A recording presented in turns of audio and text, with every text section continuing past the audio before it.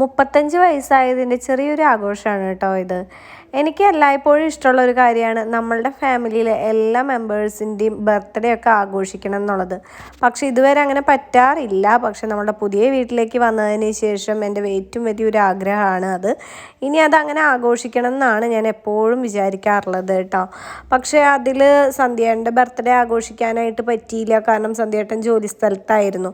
അപ്പോൾ ജോലി സ്ഥലത്തുള്ള ആളുടെ ബർത്ത്ഡേ പിന്നെയുള്ളവർ വീട്ടിൽ വെച്ചിട്ട് ആഘോഷിക്കുന്നതോട് എനിക്കങ്ങനെ താല്പര്യമില്ല.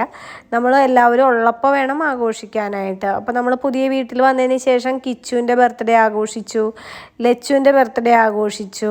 ഇതിപ്പോൾ എൻ്റെ ബർത്ത്ഡേ ആണ്. അപ്പോൾ എൻ്റെ ബർത്ത്ഡേക്ക് പിറന്നാളാണ് എപ്പോഴും ആഘോഷിക്കാറുള്ളത്. എൻ്റെ കുഞ്ഞിലത്തെ ബർത്ത്ഡേക്കൊക്കെ എൻ്റെ വീട്ടിൽ എൻ്റെ പിറന്നാൾ മാത്രമാണ് ആഘോഷിക്കാറുള്ളത് കേട്ടോ. അത് വേറൊന്നും കൊണ്ടല്ല, അവിടെ ഒരു അമ്പലത്തിൽ ഉത്സവം എന്നാണ്. അപ്പോൾ സദ്യ ഉണ്ടാക്കും, പായസം വയ്ക്കും, അങ്ങനെയൊക്കെ ചെയ്യാറുള്ളത്. പിന്നെ എൻ്റെ ഓർമ്മ വെച്ചപ്പോൾ ഞാൻ ആദ്യമായിട്ട് കേക്ക് മുറിച്ചത് 25ാമത്തെ ബർത്ത്ഡേക്കാണ് കേട്ടോ. എൻ്റെ ലൈഫിൽ തന്നെ ആദ്യമായിട്ട് ബർത്ത്ഡേ കേക്ക് മുറിച്ചത് അന്നാണ്. അല്ലാതെ എൻ്റെ പിറന്നാളിനൊന്നും അങ്ങനെ കേക്ക് മുറിക്കുക, ആഘോഷിക്കുക അങ്ങനത്തെ സിറ്റുവേഷനൊന്നും ഉണ്ടായിട്ടില്ല. അങ്ങനെ മുറിച്ചിട്ടുമില്ല. സദ്യ ഉണ്ടാക്കും, പായസം വയ്ക്കും. അത് തന്നെ നമുക്ക് വലിയൊരു ആഘോഷം തന്നെയായിട്ടാണ് തോന്നിയിട്ടുള്ളത്. പിന്നെ കേക്കൊക്കെ മുറിച്ചത് എന്താണെന്ന് വെച്ച് കഴിഞ്ഞിട്ടുണ്ട്, എൻ്റെ കല്യാണം കഴിഞ്ഞ് ഞാൻ സന്ധ്യേൻ്റെ വീട്ടിലായിരുന്നു 25ാമത്തെ ബർത്ത്ഡേ എന്ന് പറയുമ്പോൾ. അപ്പോൾ എൻ്റെ ചേച്ചി ക്രൈസ്റ്റ് കോളേജിൽ പഠിപ്പിക്കുകയായിരുന്നു. അപ്പോൾ അവിടെ നിന്ന് ജോലിയൊക്കെ കഴിഞ്ഞ് എൻ്റെ അമ്മയും ചേച്ചിയും കൂടി വന്നപ്പോൾ കേക്ക് കൊണ്ടുവന്നിട്ടുണ്ടായിരുന്നു. അത് ഒരു പ്രത്യേക ഒരു മെമ്മറി തന്നെയാണ് കേട്ടോ. ഞാൻ എൻ്റെ ലൈഫിൽ ആദ്യമായിട്ട് ബർത്ത്ഡേക്ക് കേക്ക് മുറിക്കാമെന്ന് പറയുന്നത് തന്നെ.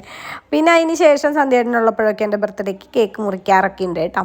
അപ്പോൾ ഇപ്രാവശ്യം എനിക്ക് സന്ധ്യേട്ടനില്ലാത്ത കാരണം ആഘോഷിക്കണം എന്നൊന്നും ഉണ്ടായിരുന്നില്ല. പക്ഷേ മക്കൾ രണ്ടാളും ഒരു ബർത്ത്ഡേ കാർഡൊക്കെ ഉണ്ടാക്കി തന്നു. അപ്പോൾ അവർക്കൊരു ആഗ്രഹം, അമ്മ കേക്ക് മുറിക്കാം എന്നൊക്കെ പറഞ്ഞ് അങ്ങനെ ജസ്റ്റ് കേക്കൊക്കെ മുറിച്ച് പായസമൊക്കെ വെച്ച് ഒരു കുഞ്ഞ് ബർത്ത്ഡേ ആഘോഷം. ഇനി ഇത് കഴിയുമ്പോൾ എൻ്റെ അച്ഛൻ്റെ പിറന്നാളുണ്ട് ഒരു 2 ആഴ്ച കഴിയുമ്പോൾ. അപ്പോൾ അത് നമ്മൾ കാര്യമായിട്ട് ആഘോഷിക്കണം എന്നൊക്കെ വിചാരിക്കുന്നു. എപ്പോഴും നമ്മളുടെ വീട്ടുകളിലുള്ള എല്ലാ മെമ്പേഴ്സിൻ്റെയും പിറന്നാളുകൾ നമ്മൾ കുഞ്ഞു ആഘോഷമായാലും ആഘോഷിക്കണം. അതൊക്കെ പിന്നീട് ഒരു മെമ്മറിയാണ്.